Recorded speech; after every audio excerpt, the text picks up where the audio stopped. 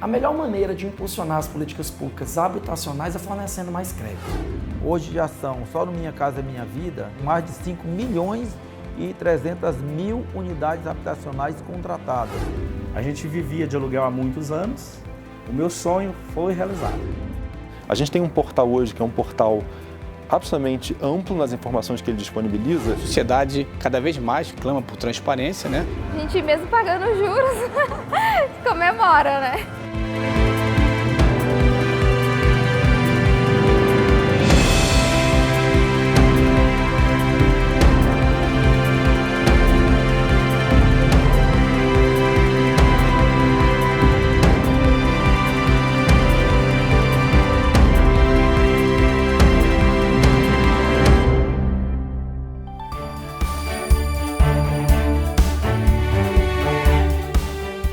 Colocar em prática políticas públicas e programas que visam garantir o acesso ao crédito, aos serviços bancários e melhorar a qualidade de vida em todas as regiões do país.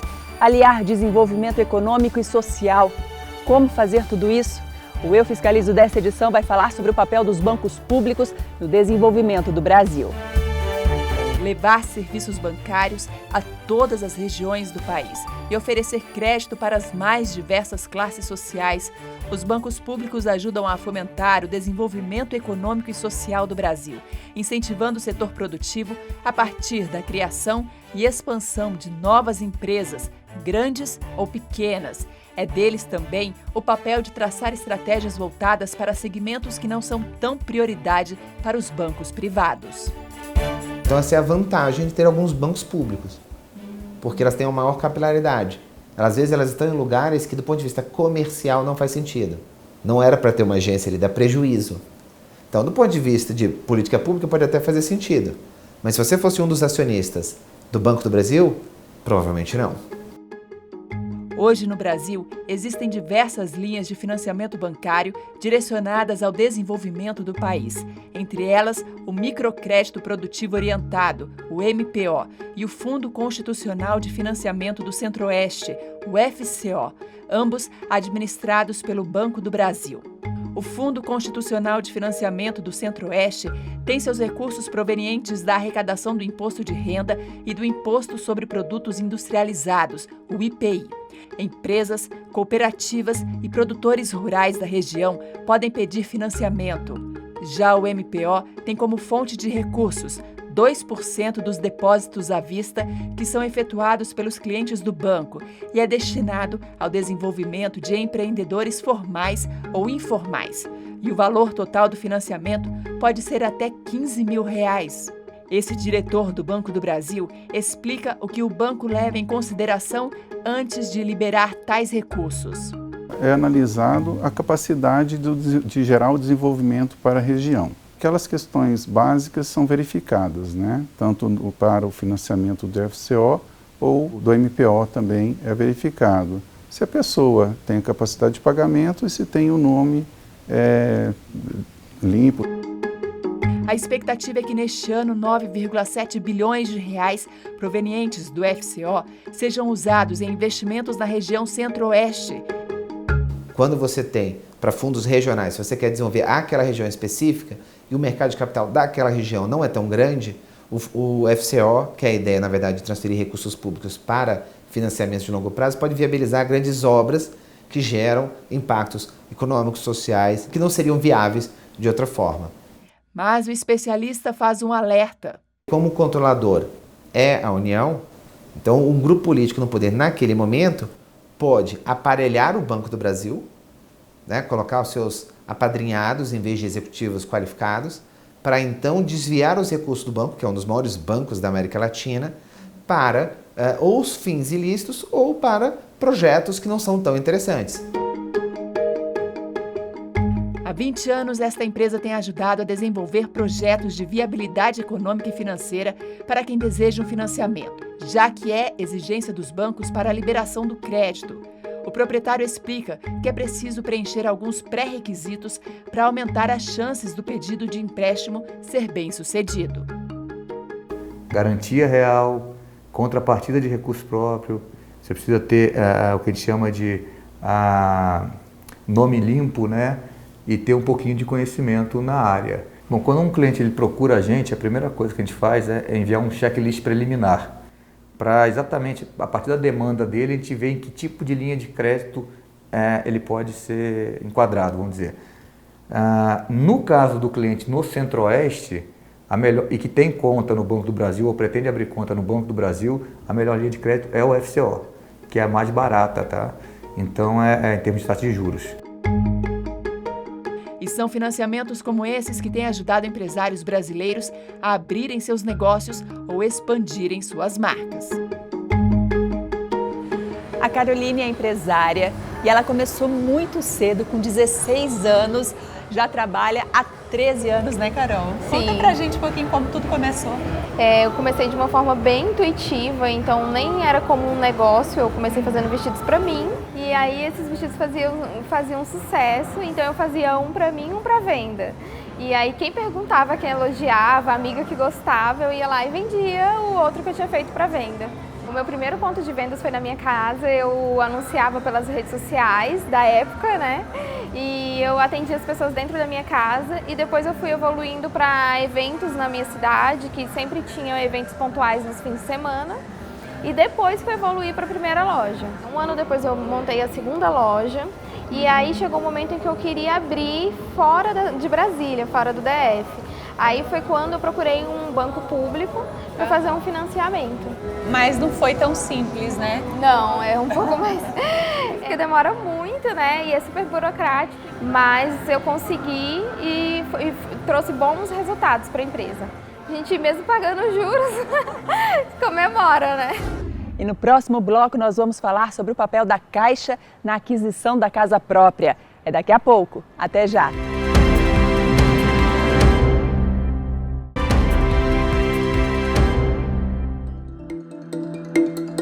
O Brasil tem um déficit de mais de 7 milhões de moradias, segundo o estudo da Fundação Getúlio Vargas. A maioria desse déficit habitacional se concentra hoje no estado de São Paulo e é ocasionado por famílias que têm grande parte da renda comprometida com o pagamento de aluguel. As habitações precárias correspondem a quase 943 mil. O déficit habitacional se refere à necessidade física de novas moradias para a solução de problemas sociais e específicos de habitação.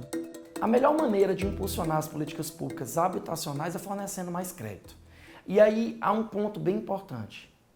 Nós temos mais da metade dos municípios brasileiros, quando eu falo em política pública habitacional, obviamente que eu estou incluindo também a infraestrutura e o saneamento básico.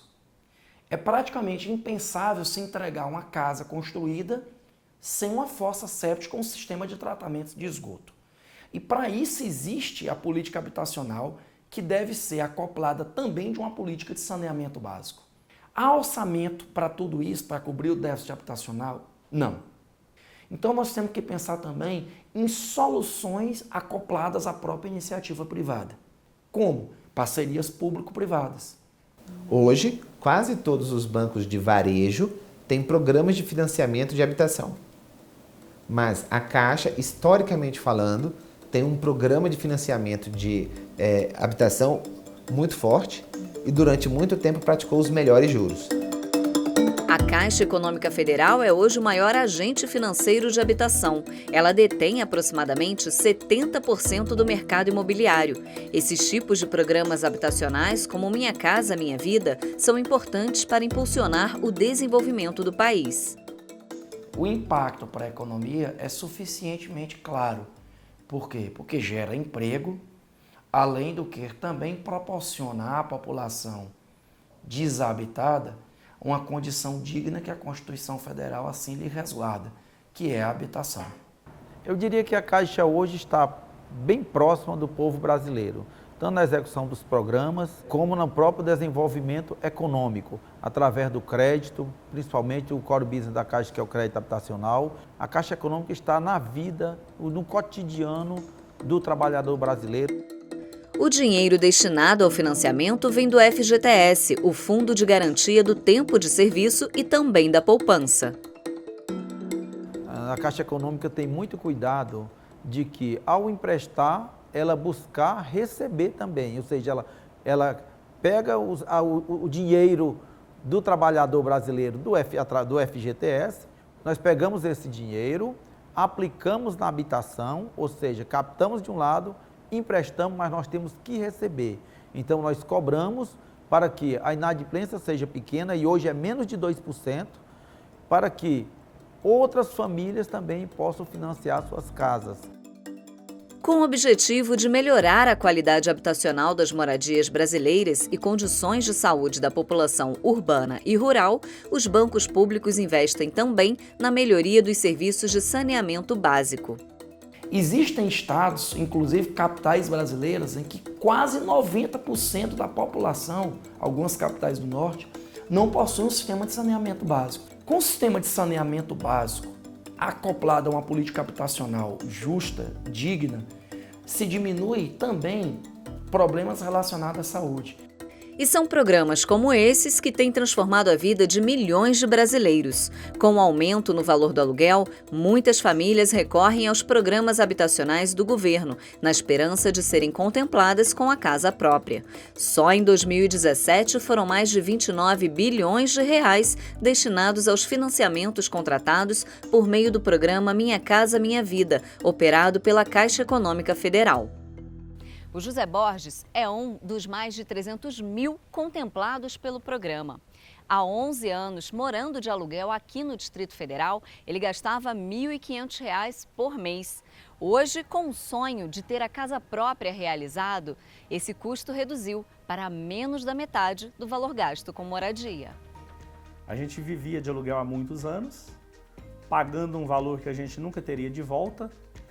Hoje não, a gente tem uma prestação bem mais em conta, a gente paga um condomínio com água inclusa e a gente está dentro do que é nosso. Hoje já são, só no Minha Casa Minha Vida, que é um dos principais programas no mundo hoje para o setor imobiliário, mais de 5 milhões e 300 mil unidades habitacionais contratadas, quase 4 milhões de unidades habitacionais entregues. O sonho do José levou 5 anos para sair do papel. Ele conta que o mais difícil e oneroso não foi o financiamento, mas a entrega da documentação exigida. Ficamos de 2011 a 2016 só na expectativa. Para a gente que tem baixa renda, que trabalha no limite, de fato foi bem oneroso e bem dispendioso. A exemplo, as certidões dos novos cartórios, ficou um absurdo, né? O programa Minha Casa Minha Vida subsidia a aquisição da casa ou apartamento próprio para famílias com renda até R$ 1.800 e facilita as condições de acesso ao imóvel para famílias com renda até R$ 7.000. Sem a existência de um banco público, não se faz possível o comprometimento com a política pública de habitação. A Caixa Econômica Federal, como banco público, adentra em locais onde a iniciativa privada não entra. O meu sonho foi realizado. Eu vim de Minas do interior, conheci energia elétrica, eu já era adulto, né? E água encanada também. Hoje eu moro em Brasília, no Distrito Federal, a capital do país, né? E eu tenho o meu imóvel. No Eu Fiscalizo Entrevista, nós vamos conversar com o Mário Teodoro. Ele é economista e doutor em Ciências Econômicas da Universidade de Sorbonne, na França. Muito obrigada por aceitar participar desse bate-papo, Mário. Prazer todo meu, Maju. Para começar, eu queria que você explicasse para a gente, por favor, qual é o papel dos bancos públicos para a economia brasileira.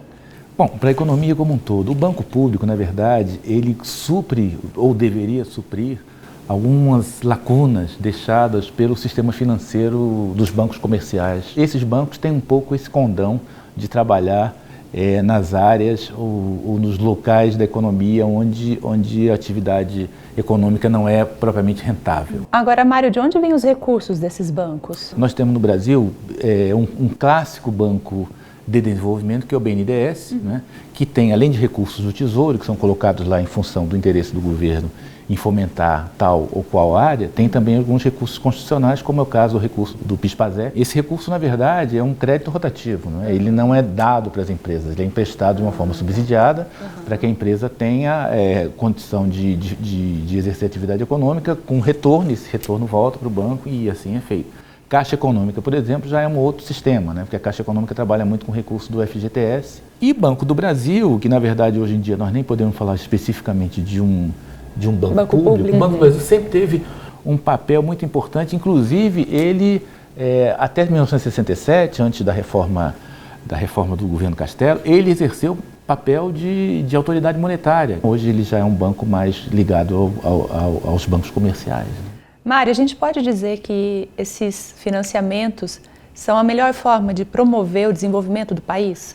Esses bancos, principalmente o BNDES, eles fazem, às vezes, do próprio banco comercial, quando ele empresta juros, entre aspas, juros factíveis. Né?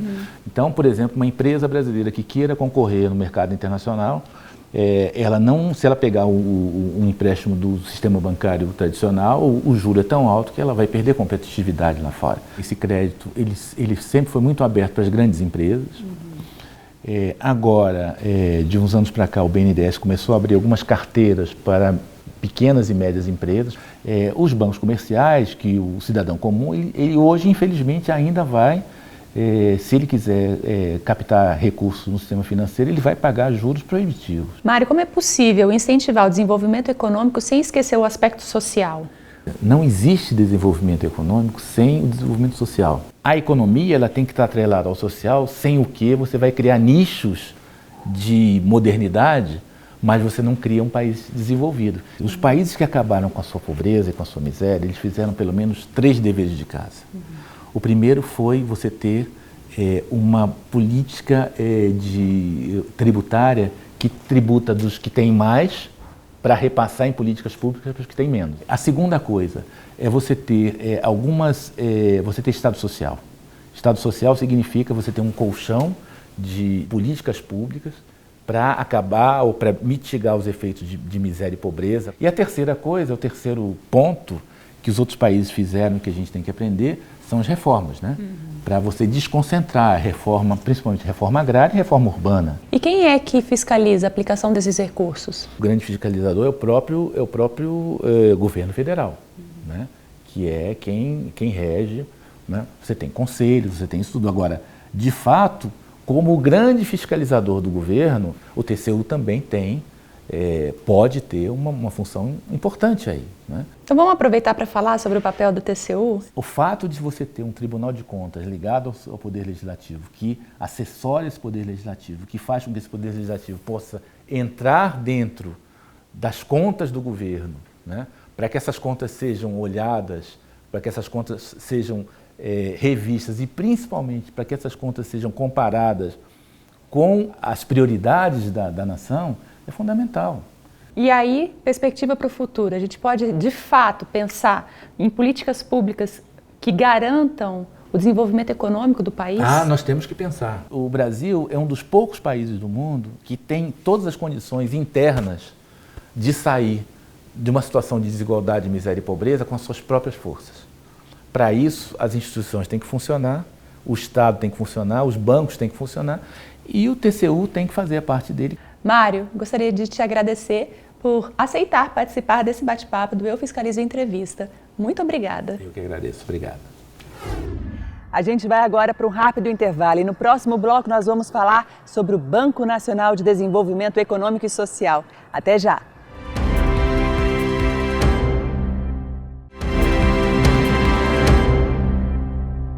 No Eu Fiscalizo deste mês, nós estamos falando sobre o papel dos bancos públicos como promotores do desenvolvimento econômico e social do Brasil.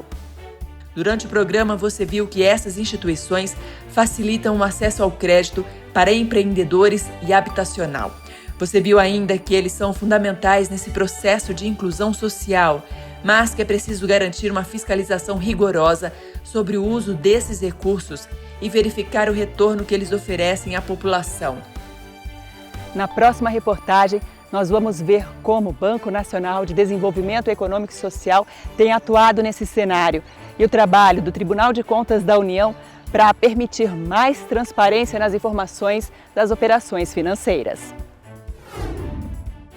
Fundado em 1952, o Banco Nacional de Desenvolvimento Econômico e Social, o BNDES, se tornou o principal instrumento do governo federal para o financiamento de longo prazo no Brasil. Hoje, o BNDES tem duas grandes áreas de atuação: infraestrutura e incentivo às pequenas, micro e médias empresas. O superintendente de planejamento do BNDES explica a importância de bancos de desenvolvimento para o crescimento econômico do país, assim também como seu impacto social. O mercado tradicional de crédito, ele não é capaz de atuar numa série de segmentos específicos, onde particularmente projetos podem ter um grande resultado social, né? Por exemplo, num projeto de saneamento, além do objeto do saneamento em si, existe uma consequência para a população, que é, por exemplo, a melhoria da qualidade de vida através da redução de doenças, redução de mortalidade infantil. A expectativa é que entre os anos de 2017 e 2020, os subsídios do BNDES sejam da ordem de 36,1 bilhões de reais. Os recursos, em sua maior parte, são provenientes do Tesouro Nacional, do Fundo de Amparo ao Trabalhador e, até 2009, do Fundo PIS/PASEP. Em 2014, o Tribunal de Contas da União deu início a uma auditoria para cobrar mais transparência nos critérios usados pelo banco para a destinação desses recursos. Foi verificado que realmente o banco, em que pese ele ter algumas informações no seu sítio oficial, né, na internet, mas eram poucas informações, né, e realmente a sociedade cada vez mais clama por transparência, né, e o tribunal, por conta disso, começou a baixar a base de dados do banco, né, de modo a proceder a um trabalho e induzir com esse trabalho ao BNDES, né, por intermédio de determinações, recomendações, para que ele realmente ampliasse, né, a divulgação de suas informações no seu sítio oficial na internet.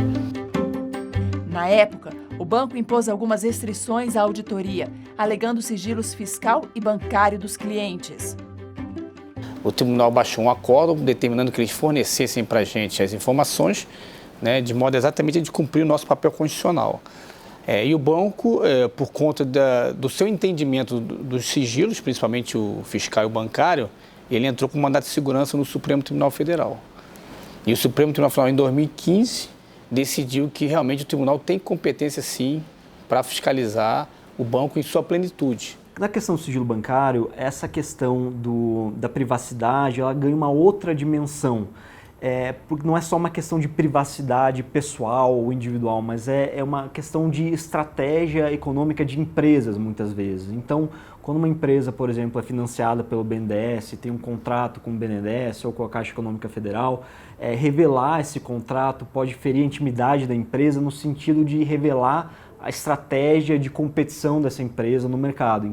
E o BNDES procurava, assim, ao entendimento que era técnico, que era jurídico, disponibilizar tudo o que era necessário, respeitando esse entendimento, né? Eu acho que, de alguma forma, a ida ao Supremo, ela pacificou esse entendimento jurídico, e aí o entendimento agora, que é o entendimento conceitual, que eu acho que o banco sempre teve, que a auditoria ela é necessária, ela é bem-vinda, ela agora se coaduna com o entendimento jurídico daquilo que deve ou não ser preservado sob sigilo. No caso dos órgãos de controle, a resposta é nada, né? Então a gente tem hoje assim uma amplitude total, uma abertura total. O Tribunal de Contas da União e o BNDES vão assinar um acordo de cooperação para facilitar essa troca de informações e efetivar mais ações de transparência. Algumas já estão disponíveis no portal. Hoje, por exemplo, um cidadão que mora no município, por exemplo, em Mato Grosso, um pequeno município, ele pode entrar no sítio do BNDES, no site, colocar o nome do município e ele vai saber exatamente quantos recursos do BNDES foram para aquele município, por exemplo. Então, e a transparência, né, o legal da transparência é porque ela vai fomentar o controle social. A gente tem um portal hoje que é um portal absolutamente amplo nas informações que ele disponibiliza e como se já não bastasse aquilo que já existe, fizemos uma consulta pública, BNDES e TCU, perguntando para a sociedade assim, onde que ainda havia espaço de melhoria. As contribuições chegaram e nesse momento a gente está preparando uma nova versão do nosso portal para ser lançada num evento conjunto com o TCU ainda esse ano, mostrando o seguinte: a prática já é boa, ela já é uma referência nacional e como toda boa prática pode ser melhorada e sempre será. O BNDES é um banco que ele hoje em dia é uma caixa absolutamente transparente, assim. E essa transparência atende ao que está disposto na Constituição do país.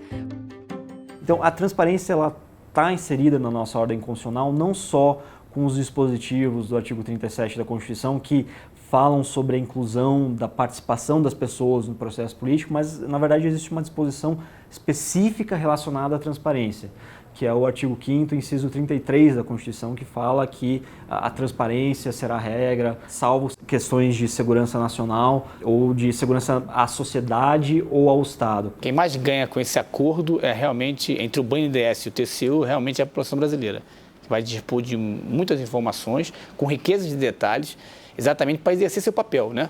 E no Brasil nós sabemos que é muito incipiente ainda o controle social, mas tem ganho um papel de importância muito grande nos últimos anos.